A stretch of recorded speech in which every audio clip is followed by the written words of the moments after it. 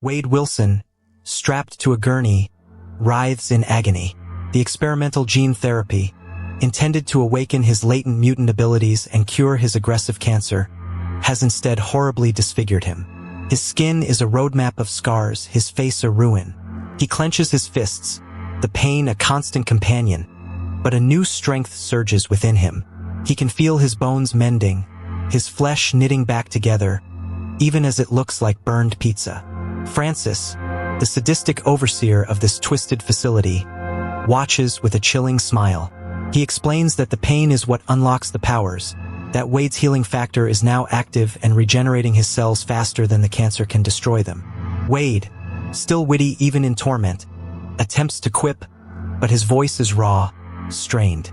He vows revenge, his eyes burning with a hatred that transcends the physical pain. The facility is a hellhole, a labyrinth of white walls and screaming subjects. Wade, now free from his restraints during a chaotic escape attempt by another prisoner, sees his chance. He moves with a newfound agility, dodging guards, his body already adapting to its rapid regeneration.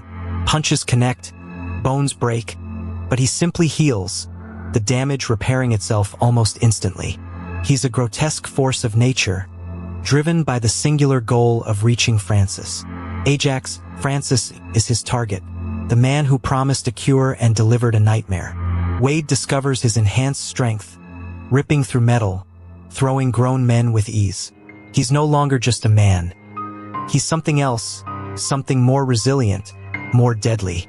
He leaves a trail of unconscious bodies in his wake, a path of destruction towards his tormentor.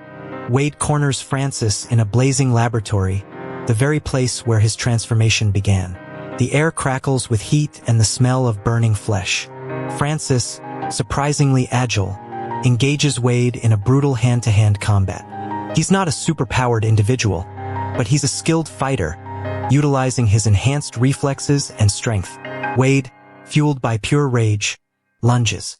He's faster, stronger, and more unhinged. He uses his environment, grabbing a metal pipe, swinging it with bone-shattering force. Francis, anticipating his moves, parries and dodges, his taunts ringing in Wade's ears. The flames dance around them, illuminating the gruesome ballet of their fight. Wade's every blow is intended to incapacitate, to hurt, to make Francis feel a fraction of the agony he inflicted. He wants him to suffer, to understand what he has done. The fight ends with Francis escaping, leaving Wade amidst the burning wreckage of the facility. Wade is battered, bruised, but healing. His skin is still a mess, but the initial shock of his disfigurement has given way to a grim determination. He knows Francis is out there somewhere and he will find him. He pulls himself from the rubble, his eyes scanning the horizon. He has nothing left but his desire for revenge and the grotesque body he now inhabits. He vows to hunt Francis down, to make him pay for everything he's done. The world will feel his wrath, and Francis will be at the very top of his hit list. This is not just a fight. It's a personal vendetta, a crusade born from suffering and disfigurement. He is a man reborn, a monster created, and Francis will regret his creation. Wade retreats to the home of his elderly, blind roommate, Al, who despite her lack of sight, offers a surprising amount of practical, if crude, advice. He begins to meticulously plan his hunt for Francis. He needs an identity, a persona that reflects his new, monstrous appearance and his warped sense of humor. He sketches designs, experiments with materials, eventually settling on a striking red and black suit, a uniform that hides his deformities and allows him to move with stealth and agility. He also acquires an arsenal of weapons, honing his already impressive combat skills. He trains relentlessly, transforming his body into a finely tuned instrument of vengeance. This isn't just about killing Francis. It's about making a statement, about becoming something legendary, something terrifying to his enemies. As he plans, Wade frequently turns to address the audience directly, a smirk playing on his scarred lips. He breaks the fourth wall with casual ease, offering sarcastic commentary on his situation, his motivations, and even the tropes of superhero movies themselves. He cracks jokes about his disfigurement, the absurdity of his quest, and the predictable narrative beats. These asides are sharp, irreverent, and often self-deprecating, providing a unique insight into his twisted mind. He's aware he's in a story, and he delights in deconstructing it as he goes. This direct communication with the audience serves as both comic relief and a way to deepen our understanding of his complex, often contradictory personality. He's a hero, a villain, and a meta-commentator all rolled into one. Wade, now fully costumed as the mercenary Deadpool, stalks the city's underbelly, gathering information, tracking down Francis's network. He learns that Francis operates under the alias Ajax and is involved in human trafficking and other nefarious activities. Deadpool's methods are brutal and unorthodox. He interrogates low-level thugs with a combination of wit and extreme violence, often using creative and hilarious torture techniques to extract information. He doesn't just want to find Francis. He wants to dismantle his operation piece by piece, sending a clear message that his reign of terror is over. He's a one-man army, a force of nature driven by a thirst for retribution, and every step he takes brings him closer to his ultimate goal. Deadpool finally corners Francis's convoy on a busy highway. What follows is a spectacular, over-the-top action sequence. He single-handedly takes on multiple armed thugs, deflecting bullets with his katanas, performing acrobatic feats, and unleashing a barrage of gunfire. The fight is a whirlwind of bullets, blades, and explosions, all accompanied by Deadpool's constant stream of witty, sarcastic one-liners. He's having the time of his life, reveling in the chaos he creates. Cars crash, bodies fly, and Deadpool remains virtually unkillable, his healing factor allowing him to shrug off seemingly fatal injuries. He moves through the mayhem with a macabre grace, a crimson blur of vengeance and dark humor. This is his debut as a full-fledged mercenary, and he makes it count. Just as Deadpool is about to capture Francis, two unexpected figures intervene: Colossus and Negasonic teenage Warhead, members of a superhero team. Colossus, a towering man made of organic steel, attempts to reason with Deadpool, urging him to turn Francis over to the proper authorities. Negasonic, a cynical teenager with explosive powers, observes with disinterest. Deadpool, however, has no interest in playing by the rules. He just wants Francis. He engages in a comical, yet brutal, fight with Colossus, his smaller size and agility contrasting sharply with Colossus's raw strength. Negasonic occasionally unleashes her concussive blasts, inadvertently causing more chaos. Deadpool is annoyed by their interference, seeing them as obstacles to his personal vendetta against Francis. He just wants to finish this. Despite the interference from the heroic duo, Deadpool manages to incapacitate Francis. He is battered, bruised, but victorious. He drags Francis away from the wreckage, the city skyline burning in the background. His mission is almost complete. He has his tormentor, the man responsible for his disfigurement and the destruction of his life. But his victory is short-lived. Francis, ever the manipulator, manages to escape Deadpool's grasp once again, utilizing a distraction created by the ensuing chaos. Deadpool curses, his frustration palpable. He was so close. The hunt is far from over. Francis is still out there, and Deadpool's desire for revenge burns even brighter, knowing his target slipped through his fingers. He vows to find him again, no matter what it takes. With Francis gone, Deadpool turns his attention to Francis's remaining minions, aggressively interrogating them for information. He uses his unique blend of charm and intimidation, punctuated by moments of extreme violence, to extract the location of Francis's hidden base. He's relentless, leaving no stone unturned, no minion untraumatized. His pursuit is methodical, almost obsessive. He knows Francis is desperate, and desperation can lead to mistakes. He pieces together clues, connecting the dots, his mind working furiously to anticipate Francis's next move. He's not just a mercenary. He's a detective, albeit a very violent and unconventional one. The trail is hot, and Deadpool is closing in, ready to unleash his full fury upon his nemesis. Armed with new intelligence, Deadpool returns to his apartment, preparing for the final confrontation. He meticulously cleans his weapons, sharpens his katanas, and dons his suit, his expression grim and determined. He knows this will be a dangerous fight, a culmination of everything he's been through. He takes a moment to address the audience again, his tone more serious than usual, acknowledging the gravity of the situation. He knows what's at stake. He's not just fighting for revenge. He's fighting to reclaim a piece of himself, to find some semblance of peace. He's ready to face Francis one last time, to end this chapter of his life, and he will stop at nothing to achieve his objective. The stage is set for a brutal, no-holds-barred showdown. The highway overpass offers a perfect vantage point.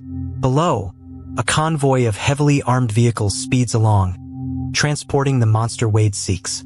With a defiant grin, he leaps, a blur of red and black, landing with a sickening thud on the roof of the lead SUV. Bullets immediately erupt from the trailing vehicles, peppering the air around him. Wade, unperturbed, begins his brutal dance. He slides across the metal, deflecting rounds with his katanas, the clang of steel on bullet a violent symphony. He slices through the roof of one car, pulling out a startled thug and tossing him onto the highway with a dismissive flick. The vehicle swerves wildly before exploding in a fiery wreck. The remaining cars accelerate, their occupants desperate to escape the red-suited terror. But Wade is relentless, a human missile of destruction, carving a path of chaos and severed limbs. He's not just fighting. He's celebrating every kill, a macabre party of pain. Suddenly, a colossal metallic figure descends from the sky, landing with a ground-shaking impact that buckles the asphalt. Colossus, the stoic X-Man, has arrived, accompanied by the perpetually unimpressed Negasonic teenage Warhead. They've been tracking Wade, intent on bringing him into the fold, on making him a hero. Wade, mid-decapitation, grumbles about the interruption. Can't a guy just get some revenge in peace? Colossus, ever the moral compass, tries to reason with him, urging him to choose a better path, to refrain from killing. But Wade isn't listening. His target, the scarred brute who ruined his life, is within reach. He points a finger at the fleeing convoy, a silent command for the X-Men to back off. Negasonic, however, isn't so easily deterred. She begins to charge her unique kinetic energy, a pulsating glow emanating from her hands. Wade rolls his eyes. He really doesn't have time for this. A massive fight erupts, but it's not entirely against the convoy. Colossus, in a misguided attempt to stop Wade from killing, attempts to restrain him, his metallic grip like a vice. Wade struggles, cursing the X-Man's noble intentions. Let go, Chrome Dome. I've got a date with destiny. This internal struggle, however, provides an opening for the convoy's remaining henchmen. They open fire on all three, forcing an uneasy truce. Wade, still partially held by Colossus, uses his other hand to deftly shoot and slice through the attacking thugs. Negasonic unleashes a powerful blast of energy, obliterating one of the vehicles in a spectacular explosion. The highway becomes a chaotic ballet of bullets, super strength, and sarcastic quips. Wade, even while being lectured by Colossus, can't resist a few barbed comments about the X-Men's fashion sense and their antiquated moral code. This is not the clean, heroic fight Colossus envisioned. The pursuit culminates at a massive, half-destroyed helicarrier that has crash-landed on a bridge, creating a sprawling, twisted metal playground. This is Ajax's lair, his fortress of torment. Wade, Colossus, and Negasonic land amidst the wreckage. The air crackles with anticipation. Ajax, along with his formidable enforcer, Angel Dust, and a host of armed goons, emerges from the shadows. The final confrontation has begun. Angel Dust, with her enhanced strength, immediately engages Colossus in a brutal, bone-jarring fight, each blow echoing like a thunderclap. Negasonic faces off against a squad of heavily armed mercenaries, her powers creating devastating shockwaves that send bodies flying. Wade, however, has eyes only for Ajax. He stalks through the debris, dodging gunfire, his katanas gleaming, ready to finally deliver his promised vengeance. The helicarrier groans under the strain of the battle, threatening to collapse into the water below. A gasp escapes Wade's lips as he sees her. Vanessa, his beloved, strung up on a massive crane, a cruel smile on Ajax's face. The villain has anticipated his arrival, using the woman Wade loves as leverage. Ajax taunts him, explaining how he plans to torture her, to make Wade watch as everything he holds dear is ripped away. Wade's usual flippant demeanor vanishes, replaced by a cold, burning rage. He lunges forward, but Ajax is ready, having several heavily armed henchmen step between them. Colossus, momentarily distracted by Vanessa's plight, is caught off guard by Angel Dust, who slams him through a wall of metal. Negasonic, too, is overwhelmed by the sheer number of goons. The situation looks dire. Wade, surrounded, knows he has to make a choice. Save Vanessa or get his revenge. For the first time, his usual bravado falters, a flicker of genuine fear in his eyes. Driven by a primal urge to protect Vanessa, Wade unleashes a flurry of gunfire, clearing a path through Ajax's goons. He shoots with a precision born of desperation, each bullet finding its mark. He races towards the crane, dodging incoming fire, his body a whirlwind of red and black. Meanwhile, Colossus, regaining his composure, manages to throw Angel Dust clear across the deck, buying Wade precious seconds. Negasonic, too, rallies, unleashing a powerful blast that dispatches a significant portion of Ajax's remaining forces. But Ajax is not idle. He lowers Vanessa closer to the edge, a cruel countdown to her demise. Wade knows he's running out of time. He leaps onto the crane, scrambling upwards, bullets ricocheting off the metal around him. His heart pounds in his chest. He can't lose her, not after everything. He has to reach her no matter the cost. Wade reaches Vanessa, his relief palpable, as he carefully lowers her to safety. He then turns, a single-minded fury in his eyes, towards Ajax. The villain, now disarmed and cornered, tries to escape, but Wade is too fast, too relentless. He tackles Ajax, slamming him against the cold metal of the helicarrier. He pulls out a gun, pressing it against Ajax's head. "Tell me," Wade snarls, his voice low and menacing. "Can you fix me?" Ajax, his face a mask of fear, whimpers that he can't, that the process is irreversible. Wade hesitates, a flicker of his old self, of the man who valued human life, passing through him. Colossus, witnessing the scene, pleads with him not to kill Ajax, to be a hero, to choose the moral path. Negasonic, surprisingly, adds her support to Colossus's plea, urging Wade to spare him. The choice weighs heavily on Wade. For a long, agonizing moment, Wade considers their words, the pleas of the X-Men for him to be better, to be a hero. He looks at Vanessa, safe but scarred. He looks at Ajax, the man who destroyed his life. He grins, a slow, predatory smile spreading across his ruined face. "You know what? No," he states, and with a swift, decisive pull of the trigger, he blows Ajax's brains out.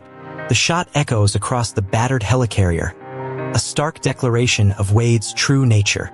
Colossus recoils in shock and disappointment, his metallic face betraying a rare emotion. Negasonic, however, offers a slight, almost imperceptible smirk. Wade turns to Vanessa, his expression softening. "I'm no hero, babe," he says, shrugging. "Just a guy who gets paid to kill bad guys, and sometimes for free."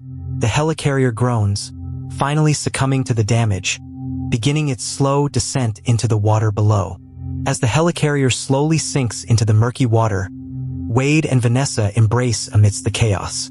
He pulls off his mask, revealing his disfigured face, and for the first time, she truly sees the monster he has become.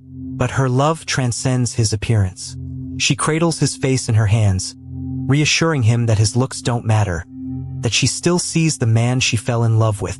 Colossus and Negasonic stand nearby, observing the tender moment with a mixture of disbelief and grudging respect. They realize that while Wade may never be an X-Man in the traditional sense, he has found his own twisted form of justice, his own way to do good, however unconventional. Wade, despite his newfound freedom and revenge, still feels the sting of his disfigurement. But Vanessa's love is a powerful balm. He has accepted his new reality, embracing his anti-hero persona, the merc with a mouth, ready for whatever twisted adventures await. The journey has just begun.